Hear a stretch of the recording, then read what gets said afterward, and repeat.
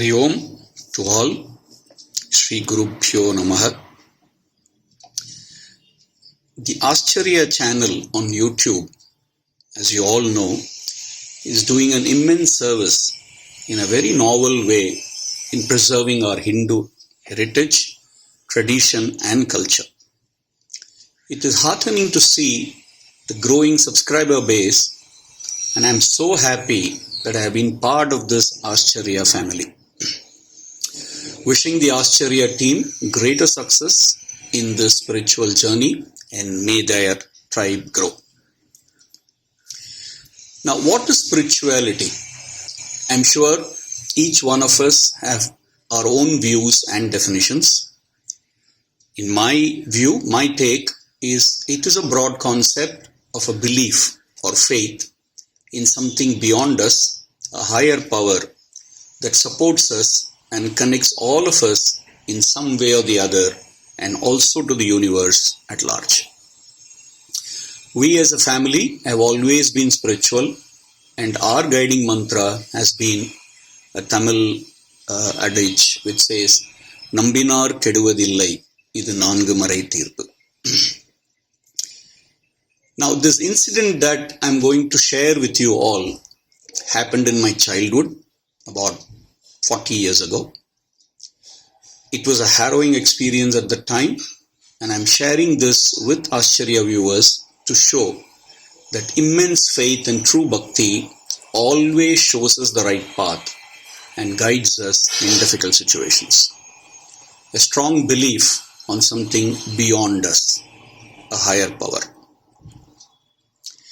Now, this incident happened in the summer of 1980 when we all as a family visited Tirupati for my cousin's wedding. Those were the days where there was no telephone at home and of course no mobile on hand. After the wedding, my father returned to Chennai, Madras then, for work, but four of us, myself, my mother, my 4-year-old sister and my aunt, decided to visit Tirumala before we head back to Chennai. We couldn't manage to get any special darshan tickets, and so we landed up in the general queue on Monday morning around 6 a.m. Now we thought, being a Monday, it'll be less crowded and we can finish darshan latest by 12 noon and then return to Chennai by bus late evening. As they say, man proposes but God disposes. Looks like Tirupati Balaji had other plans for us.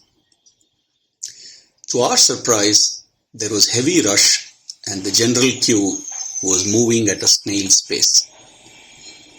So our plan of finishing darshan by 12 noon was completely out of the window, and we were wondering what to do, as our return to Chennai will be quite delayed.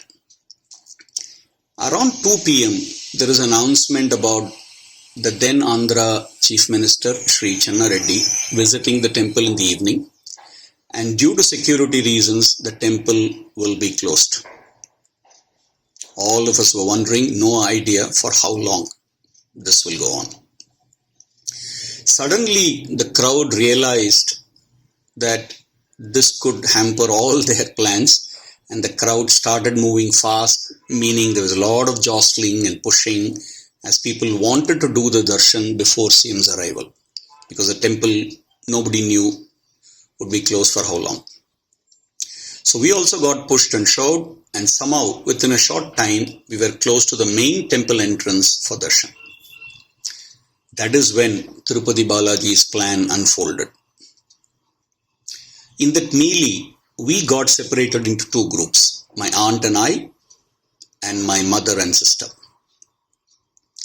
So as luck would have it, my aunt and I managed to enter the main temple, but we couldn't locate my mother and sister. The crowd gave us absolutely no chance of looking for them, and so we went along with the crowd, completed the darshan and came out.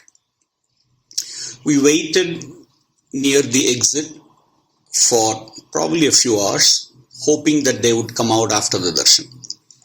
But it was not to be, as immediately after our darshan, the CM arrived, the entire entourage, and all the public darshans were stopped.